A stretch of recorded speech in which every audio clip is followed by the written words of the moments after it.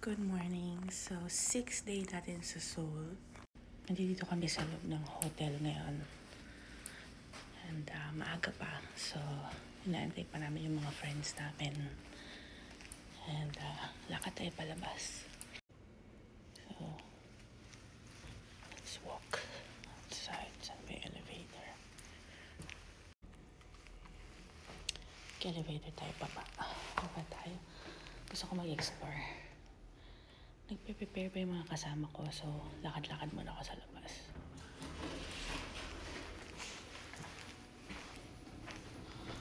Let's go to the lobby.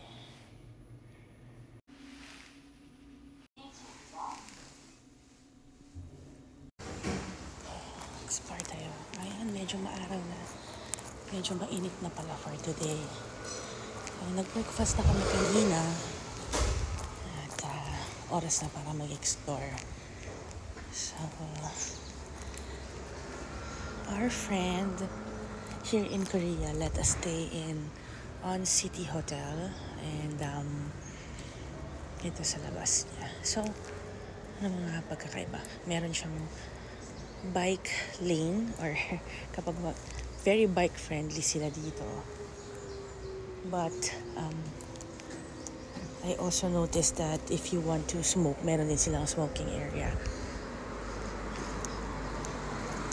So, nandito tayo sa Jeonmyeon-dol ba yun? Bro. And makikita mo yung mga buses early in the morning.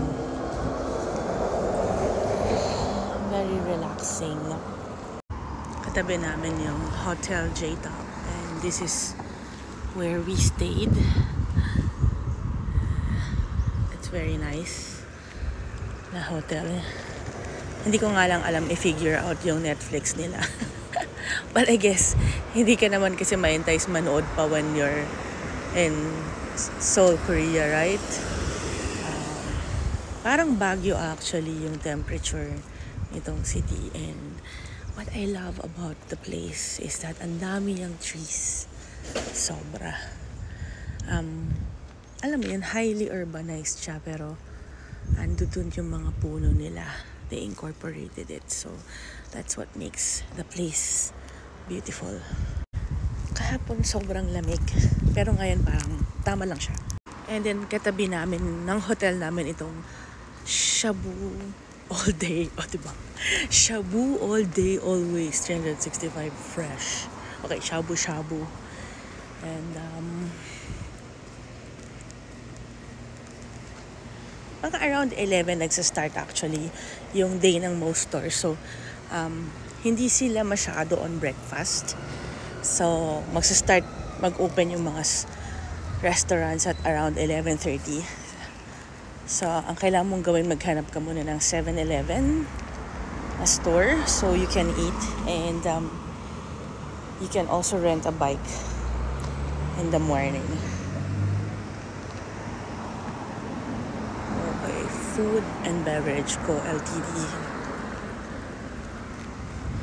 Maganda magstay dito sa Chonen ba? Kasi at night, you can do all sorts of things. May mga entertainment center sila. Pwede ka pang magpa-hair salon even at 10 p.m. So kagabi, nag-ikot kami dito. And it was really interesting. So, very laid back talaga sila. Super enjoy.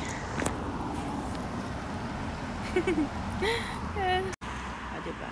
Na-enjoy ko yung lush trees. So, balik na tayo sa hotel kasi hindi ko sinabi sa kanila na lumabas ako, baka hinahanap nila ako. So, until 10 yung breakfast nila.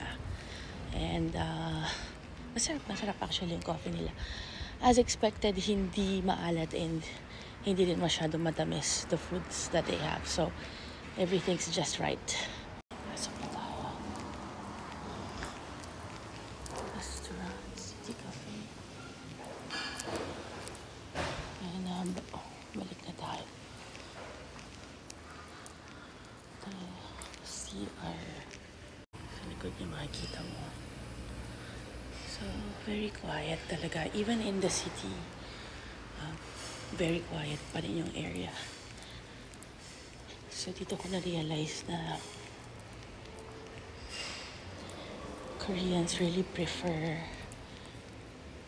silent moments. So, balik na tayo. Let's go back to our room. Ang na-notice ko dito, the entire hotel staff is only mga 2 or 3 lang yung mga tao na nagtatrabaho inside the hotel. There's not a lot of people. So they don't really have like security guards and everything's it's safe. Walang mga masyadong hotel workers. Hindi kagaya sa atin where we have so many security guards and servers. Perhaps because mahal ang labor cost actually in Seoul, while in the Philippines, mas affordable actually yung rates ng mga sahod natin. Very, very hardworking, the Koreans. Well, hardworking din naman tayo. It's just a cultural difference or for the sake of comparison. Alright, babalik na tayo sa room kasi baka hinahanap ako ni Mommy. Katulog pa si Mommy.